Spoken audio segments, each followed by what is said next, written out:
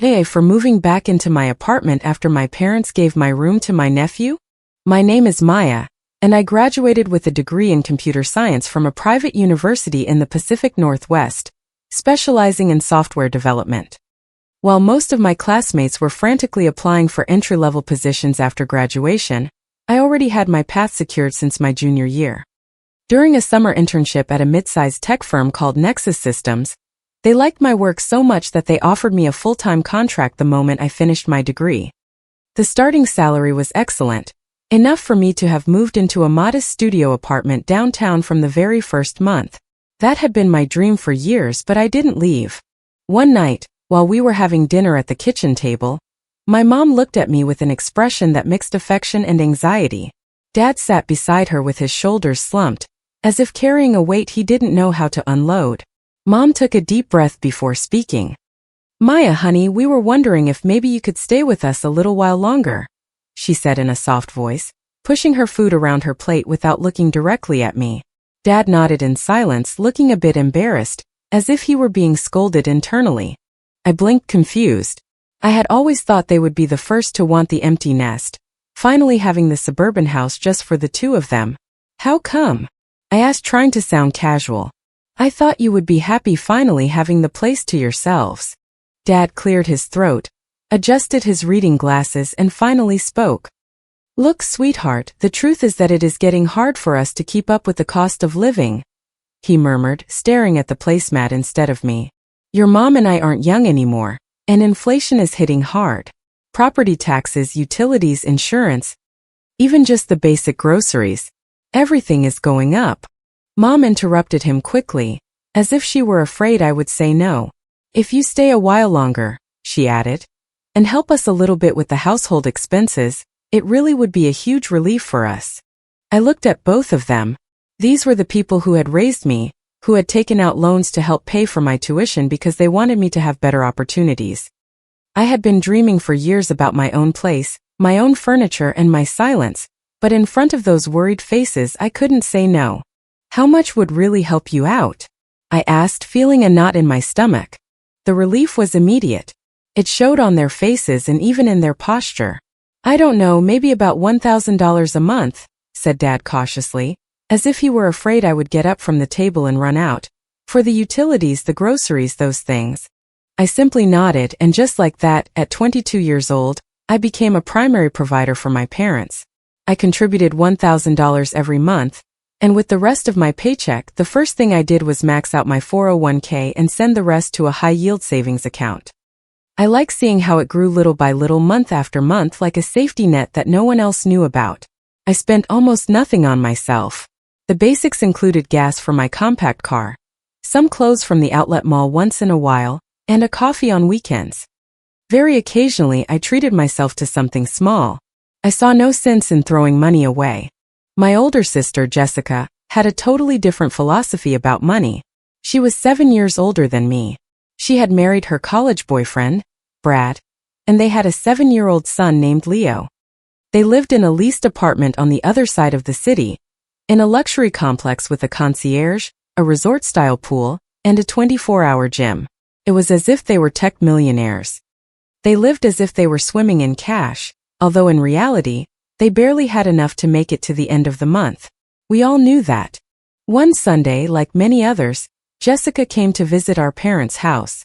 She flopped onto the living room sectional with her iPhone in her hand while Brad and my dad watched an NFL game on the big screen, and my mom played with Leo on the carpet. I was pouring myself a cup of coffee when she looked up at me. "Oh my God, Maya, are you seriously wearing that university t-shirt again?" she blurted out with that mix of mockery and indignation that was her trademark. I looked down at my simple gray t-shirt. "What is wrong with it?" I asked genuinely, not understanding her drama. Jessica rolled her eyes theatrically. "I saw that same shirt in a photo you posted on Instagram last year," she said, as if she had discovered a felony. "You never buy yourself new clothes. The new season at Nordstrom dropped weeks ago."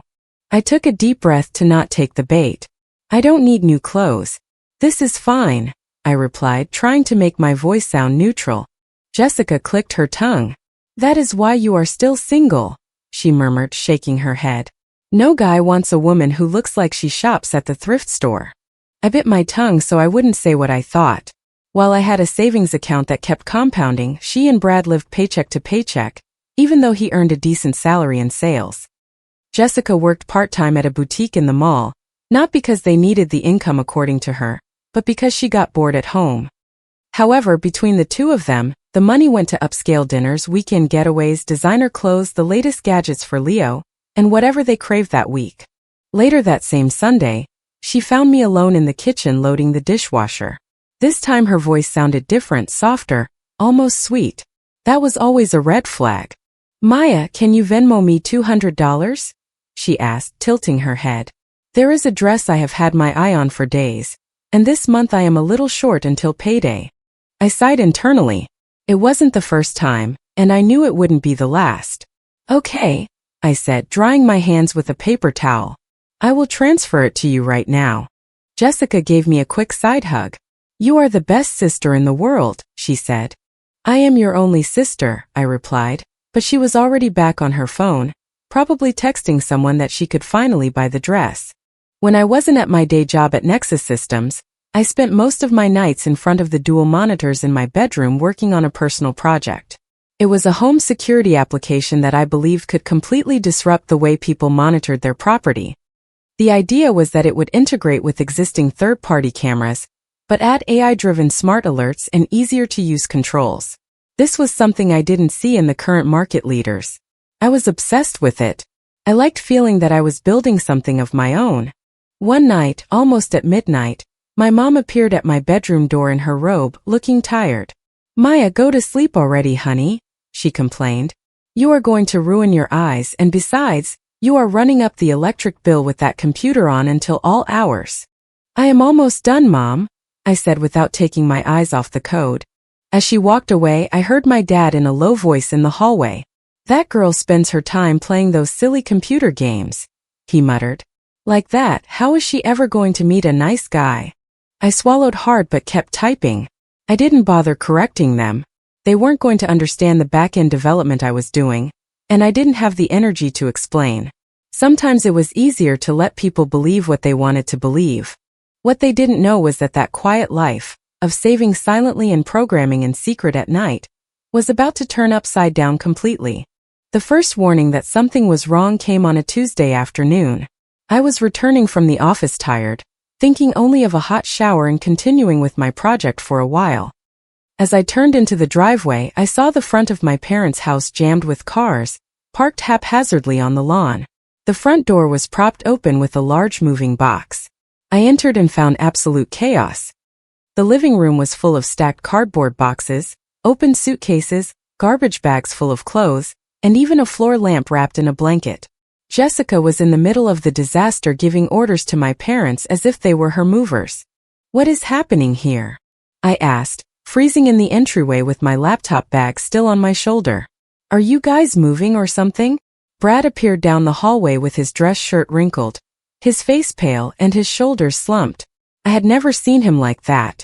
His posture was normally confident, almost arrogant. "Brad lost his job," Jessica announced before he could open his mouth. "Can you believe how unfair they were to him? His own best friend from college betrayed him." I looked at him. "What happened?" I asked, hoping he would tell me the truth. He avoided my gaze. "It represents a misunderstanding of company policy," he murmured. Jessica intervened as always. "At the company, they called it financial irregularities," she said, making air quotes with her manicured fingers. "He was just borrowing a little bit of money from the corporate account to cover some cash flow issues. He was going to return it. The director, who was supposedly his friend, found out in an audit and overreacted." "You mean he was embezzling?" I asked slowly. Silence filled the room. My parents looked at each other uncomfortably. Jessica looked at me as if I had slapped her. "What a horrible thing to say," she snapped. "His friend asked him to pay back the funds and resign immediately to avoid legal charges. That isn't fair. A friend doesn't do that. Asking him to resign and return the money sounds quite reasonable to avoid a lawsuit," I started to say, but Jessica interrupted me, raising her voice. "Friends understand when you are in a tight spot," she exclaimed. They don't stab you in the back. I dropped the subject. It was evident that logic was not welcome in that conversation. I stood watching as my sister took over my parents' suburban home as if it were her own. She was placing boxes where she wanted, sitting Leo on the sofa with his tablet, and telling my mom what to put in storage and where. At night, while we were having dinner, my mom officially announced what was already obvious. Jessica, Brad, and Leo are going to stay here for a while until they get back on their feet, she said, serving more mac and cheese to Leo. I nodded in silence and internally started to prepare myself for what I knew was coming. A storm was coming and I wasn't wrong. My orderly and relatively quiet life crumbled almost immediately with the arrival of Jessica's family. Brad got a new job in just 2 weeks, but he complained all the time that they paid him half of what he earned before his resignation. He repeated it every chance he got. Jessica stayed at her part-time job at the boutique, working only the minimum hours to be able to say that she also contributed, although in practice she helped with almost nothing regarding the household expenses. One night we were all eating a meatloaf my mom had prepared with what was on sale at the grocery store. Jessica took 2 bites, wrinkled her nose, and pushed the plate away. "This meatloaf is so dry," she complained without even looking at my mom. "Mom, don't you know how to season things? We used to eat at Maggiano's every Thursday, and the food was 1,000 times better." My mom didn't defend herself. She didn't tell her that if she missed the Italian restaurant so much, she could cook herself. She just lowered her gaze. "Sorry, honey," she said in a tiny voice. "Next time I will try a different recipe." I kept eating. The meatloaf was fine. The dynamic of the house had changed brutally. From one moment to the next, Jessica seemed to be the center of attention and worry for everyone. Her problems were the problems of the whole family. Her complaints became urgent matters that had to be solved right now. And I was there in the corner working, paying the utility bills, but invisible. I was the family ATM. One night I was concentrating on my security app, debugging an algorithm, when Jessica entered my room without knocking. She sat on the edge of my bed as if she owned the place. "I need you to lend me $300, she blurted out without beating around the bush. This time she didn't even try to sound sweet. "Leo needs new sneakers for school, and we promised to take him to the amusement park this weekend. He has been remarkably depressed since we moved here." "Didn't Brad just get paid?" I asked without taking my eyes off the monitor. "We have other debts to service," she replied, annoyed. "Are you going to help or not?" I gave in that time. I made the transfer via my banking app knowing that money wasn't coming back, but when the following week she asked me for cash again, something inside me started to get truly tired. This time she did it right in the middle of dinner in front of everyone with a confident smile. She was sure that I wasn't going to dare say no in front of Mom and Dad. She was wrong. "Jessica, have you thought about picking up full-time hours?" I asked her, while placing my water glass on the table. "I saw a help wanted sign in your store window. They are looking for assistant managers." Her face turned red instantly. "I cannot believe how cruel you are," she said, raising her voice. "You know I have to be available for Leo when he gets out of school." "But Mom and Dad are here all day," I replied calmly. "They can watch him for a couple of hours until you get home."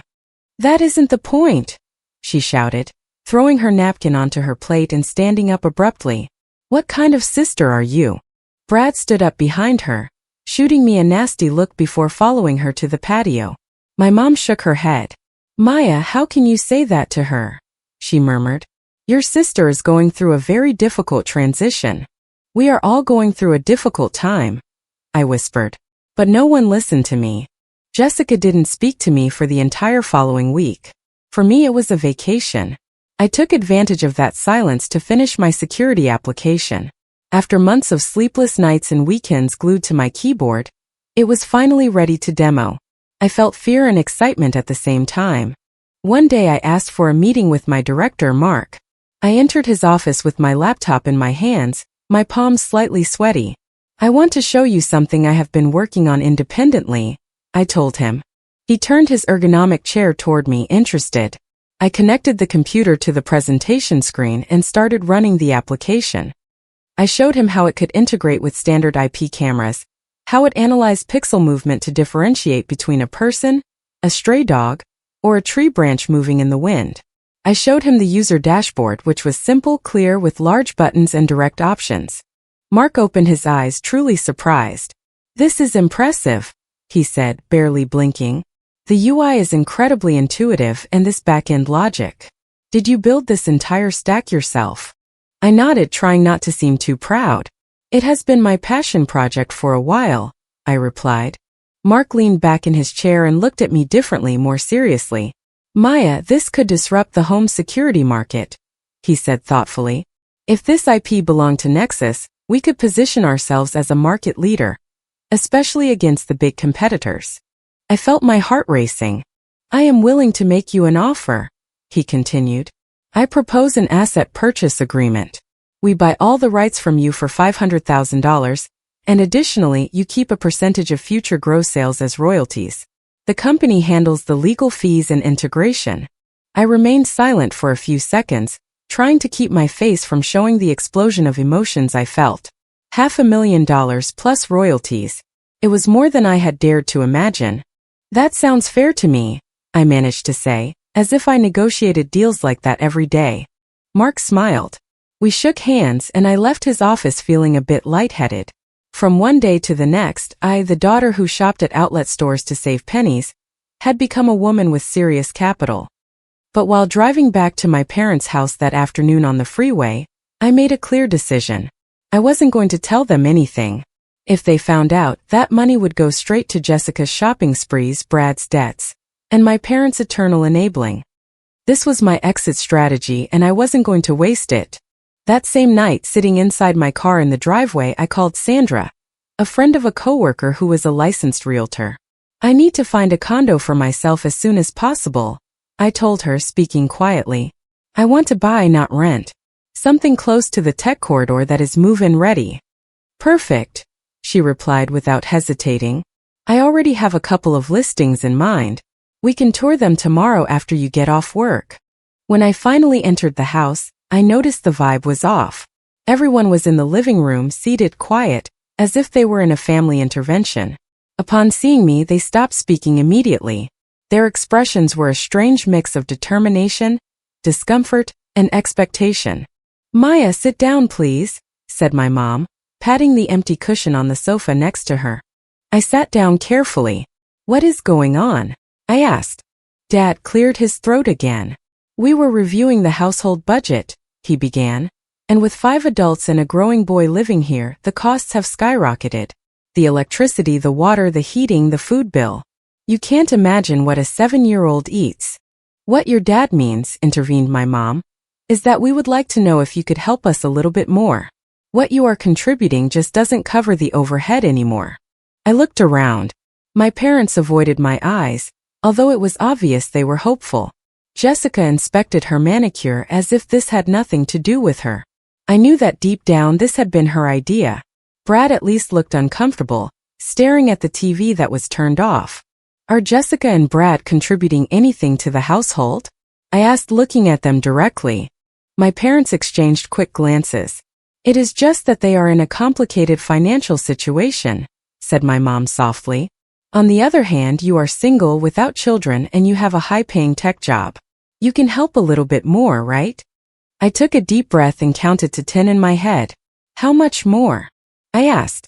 "We thought that maybe $2,000 a month," Dad said, almost in a whisper. I wanted to laugh or cry, I didn't know which. Instead, I just nodded. "Okay," I replied. "Starting this month." Jessica looked up for the first time with a small smirk at the corner of her mouth. She felt she had one. She didn't know it was temporary. 3 days later, I met with Sandra at a modern condo complex, about 10 minutes by car from my office in a quiet, upscale neighborhood. The unit she showed me was perfect. It had 1 bedroom, a spacious living area, an open-concept kitchen with an island, lots of natural light, a top-floor location, and a private balcony with a view of the city skyline. I used part of the money from the sale of the application to make an all-cash offer. In the U.S. market, cash is king, so we closed quickly. I signed the closing papers that same week. I felt that finally I had something that was legally mine. While I organized the logistics with Sandra and started ordering furniture online, at my parents' house, I began to notice something strange. During dinners, my mom, my dad, and Jessica exchanged weird glances all the time, as if sharing an inside joke. Brad barely spoke and concentrated on helping Leo cut his steak. I knew they were planning something, but I couldn't guess what. The answer came faster than I imagined. 2 days later, I arrived from the office and found a pile of my belongings stacked in the hallway against the wall. There were my reference books, clothes, a box with old journals, my laptop bag, and even a childhood plush bear squashed between 2 crates. What the hell? I murmured, letting my purse fall to the floor and walking straight toward my bedroom door. Only it wasn't my bedroom anymore. Leo was sitting on my bed, which now had superhero sheets. He was playing a video game on a portable console with the volume up. The walls where my coding certifications used to hang were now covered in cartoon posters. My desk, where I had created the application that changed my life, had disappeared. In its place, they had put a small activity table full of crayons and action figures. "Aunt Maya, look at my new room," Leo said upon seeing me. "Isn't it awesome?" Before I could answer, Jessica appeared in the doorway with her arms crossed. "Oh, you are home," she said as if she had been waiting for the show. She wasn't even surprised. "What is happening?" I asked, trying to keep my voice steady even though I felt my blood boiling. "We moved Leo in here," replied Jessica, shrugging. "He needs more space for his toys and to do his homework. The guest room is way too small." "And where am I supposed to sleep?" I asked, staring her down. My mom appeared behind her, wringing her hands nervously. "Maya, honey," she said. "We thought that since you are almost never at the house, always at work or stuck on that computer, it wouldn't bother you to sleep on the living room pull-out sofa for a while." I looked at my mom, then at Jessica. This time she didn't even try to hide her face of satisfaction. "You mean you moved all my personal property without asking me?" I said slowly. "We knew you were going to make a huge drama if we asked you," answered Jessica shamelessly. "And Leo seriously needed the square footage. That room where he was before is basically a closet." "And why can't I use that room then?" I asked, looking at both of them. My mom and Jessica looked at each other again. "It is just that," began my mom. "We thought that it could serve Jessica as a walk-in closet and dressing room. You know how much clothing she has. In the room with Brad, nothing fits." I stood looking at them, speechless for a moment. They had evicted me from the room that had been mine since I was a child, the room I was paying $2,000 a month to live in, so that my sister could have a walk-in closet. My sister, who didn't contribute a single dollar to the bills. I visualized her designer clothes, her expensive shoes, my things piled up in the hallway like trash, and something inside me snapped. But instead of screaming or crying, as I suppose they expected, I simply shrugged. "You know what? It is fine," I said with a calm that even surprised me. "I am not going to sleep on the sofa because I am not going to stay here." Jessica let out a little laugh. "Sure, in your imaginary apartment," she said sarcastically. "Grow up, Maya. We all know you don't have a place." "Yes, actually I do," I replied, looking straight at her. "I bought a condo last week. I was going to tell you guys this weekend, but I think you just made the logistics much easier." My mom's eyes went wide. "Maya, you bought a condo?" my mom asked. "With what money?" "That doesn't matter now," I said, turning around to head toward the garage. "What matters is that I am leaving today." I went to the living room and called a local moving company on my cell phone. I asked for an emergency same-day service. They offered to send a crew the next morning at 7 a.m. I accepted immediately and paid the deposit. Then I emailed my office to use a PTO day. While I made the arrangements, I felt my family's eyes burning into my back. It was a weird mix of disbelief, worry, and contained rage. "Maya, you can't be serious," said my dad finally, entering from the garage. "I am completely serious," I replied, ending the call. "Tomorrow at 7 in the morning, the movers are coming for my stuff." "We can talk about this," insisted my mom. "If you are upset about the room, we will fix it. Leo can sleep with us on an air mattress for a while. It isn't a big deal." "It isn't about the room," I interrupted her. "It is about respect, boundaries, and the fact that I pay $2,000 a month to live here. And even so, you treat me as if I were less important than everyone else." Jessica, who had been quiet for a few minutes, intervened. "Wait, you really bought a place?" she asked, frowning. With what money? You are just a junior developer. I am not going to go into the financials, I said. I am going to pack what is left of my things. The next day at 7 o'clock sharp, the moving truck arrived. I directed the crew on which boxes were mine, which furniture was coming with me, and what was staying. As they hauled things out, my family huddled in the living room, watching it all in silence. It seemed like they were witnessing a car crash they couldn't stop. Where is this condo? Asked my dad finally while I checked my inventory list.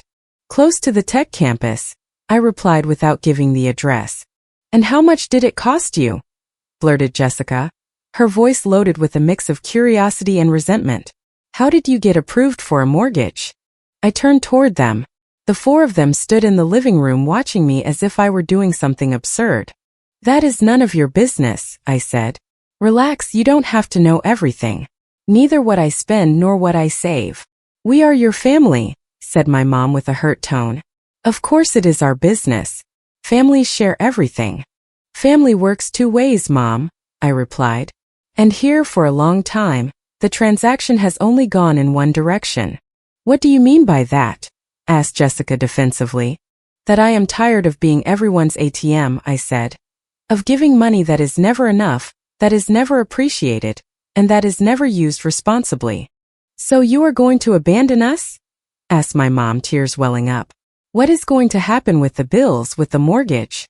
That implies that Jessica and Brad are able-bodied adults with jobs. It is their turn to start contributing for real. We can barely pay our credit card minimums, protested Jessica. Then maybe you should review your spending priorities, I replied. Her face turned red. You know what, she said. I think you should let us use your condo. We need it more than you. We have a child. I couldn't help it. I laughed out loud. My sister's audacity was impressive. No, Jessica, I said, still smiling. I am not going to give you my condo. I am not going to give you anything else. One of the movers appeared at the door. Ma'am, the truck is loaded. Ready to roll. That is right, I said, grabbing my purse. I am ready. Maya, please. My mom tried one more time. Don't leave like this. I will call you in a few days, I replied without promising anything. Bye. I followed the moving truck toward my new life. With every mile we put between us and my parents' subdivision, I felt I could breathe deeper. For the first time in my adult life, I was prioritizing myself. The following days were a blur of unpacking boxes, assembling furniture, and setting up utilities. I organized the kitchen, hung art on the walls, and kept my phone on Do Not Disturb most of the time. I knew it would be blowing up with missed calls and guilt-tripping texts. When I finally checked it a week later, I wasn't wrong. There were dozens of calls from my mom, voicemails from my dad, and texts from Jessica that ranged from passive-aggressive insults to phrases of guilt disguised as concern. Some said I was destroying the family. Others said I was being selfish. I left them on read. After a week of silence, I decided to drive over to my parents' house on a Saturday morning. I didn't want a screaming match. I wanted to have a calm conversation about boundaries, if that was even possible. Upon parking in the driveway, I saw the blinds move. They were watching. As soon as I got out of the car, the front door burst open. My mom hugged me tight. I am so glad you came back, she said, sounding relieved. We were so worried. My dad appeared behind her with a tense smile. Jessica and Brad were already seated in the living room with Leo playing on the floor. I am not moving back in, I clarified before entering. I only came to talk. We understand, said my mom, pulling me inside. We have also thought a lot about all this. I doubted it, but I sat down. Maya, started my dad. We know we made a mistake. Your room is yours again. Whenever you want it. Leo went back to the guest room and Jessica didn't make a dressing room. I can fit all my clothes in our master closet, intervened Jessica quickly. You don't need to bring the furniture back. I looked at all of them. I appreciate you saying that, I replied. But I am fine in my condo. I don't want to live here again. We miss you, said my mom. The house isn't the same without you. We miss you. What she wasn't saying was the subtext floating in the air. What you need is my money, I corrected without raising my voice. No one denied it. We could reach an agreement, said Jessica. You stay living in your condo, but you continue helping us with the bills. Or better yet, we move into your condo and you stay with this house. Everyone wins. I had to hold back another laugh. No, Jessica, I said. I am not going to give you my condo, and I am not going to keep writing you checks either. It isn't fair, she exclaimed. You are being so selfish. How did you buy a condo out of nowhere? You are hiding something from us. Surely you have been hoarding money for years while we struggled. I took a deep breath. If I wanted them to stop inventing scenarios, I had to drop the bomb. I sold a software application I developed, I said. The security program I was coding at night, the one everyone thought was just silly games. The silence was absolute. My company bought the IP from me for $500,000 plus a percentage of future sales, I added. $500,000, whispered Brad, as if saying the number physically hurt him. My mom brought her hand to her chest. And why didn't you tell us? She asked, looking almost offended. Because I knew exactly what would happen, I replied. You were going to find 1,000 reasons why you deserved that money more than I did. That because Jessica has a child, or because of the debts or the house repairs or the car payments. No one contradicted me. So you are going to just leave us high and dry, said Jessica theatrically. After everything we have done for you. I stood up from the sofa and looked at them all. What have you done for me, you and Brad, apart from asking me for money you never repay, criticizing my appearance, and moving my belongings without my consent? I asked. Jessica had no answer.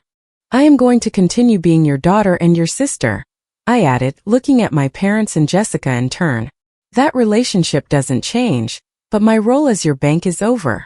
As I walked out the front door, I heard the usual words thrown at my back. Ungrateful, selfish, heartless. This time the words didn't sting. 6 months have passed since that day. I haven't spoken to them extensively again. Every once in a while they try to contact me, but there is always a financial request involved, disguised as a reconciliation attempt. Through mutual family friends, I have found out that they continue living together in the same house. They continue complaining about inflation and now also that I abandoned them. Nothing changed there. On the other hand, my life did change. My condo is exactly how I want it to be. Tidy, calm, silent. My career at Nexus is thriving. The leadership team respects me more since they closed the deal for the application, although my coworkers don't know the financial specifics. The royalty checks keep depositing month by month into my investment account. I have started traveling through the Pacific Northwest on weekends, visiting national parks and coastal towns I only saw in photos before. I bought myself some new clothes that are high quality but practical, things that fit me well and that I like. Jessica would hate them. I also started dating someone who values that I am practical, that I understand finance, and that I save and plan for the future. I told him my story, and he didn't call me selfish or ungrateful. He just told me I was brave for setting boundaries. Sometimes at night I ask myself if I did the right thing. Guilt enters silently like a draft under the door. I think about my parents, about how they must feel, about the sacrifices they made when I was a child. Then I remember how they treated me when I started earning a living. I remember how they saw me more as a financial resource than as a person. I remember my boxes stacked in the hallway, my room occupied by Leo, and the other room almost converted into a closet for my sister, and my $2,000 a month that was never enough. And then I see it clearly. It wasn't selfishness, I tell myself, lying in my king-sized bed in my own home living my own life. It was self-preservation. Comment. It can be incredibly difficult to set boundaries with the people we love most. We are often taught that saying no is selfish, but protecting your peace of mind is an act of self-respect. True support should never come at the cost of your dignity or financial security. Healthy relationships are built on mutual respect and gratitude, not entitlement or manipulation. Sometimes walking away is the only way to break a toxic cycle and find your own path. You have every right to enjoy the fruits of your hard work without feeling the need to apologize for your success. Remember that your generosity is a gift to be appreciated, not an obligation to be demanded. Prioritizing your well-being does not make you a bad person. It simply means you are a healthy one. I hope this reminds you that you are worthy of a life filled with peace, stability, and people who truly value you for who you are. If you liked it, don't forget to leave a comment and support the channel by subscribing. See you in the upcoming stories.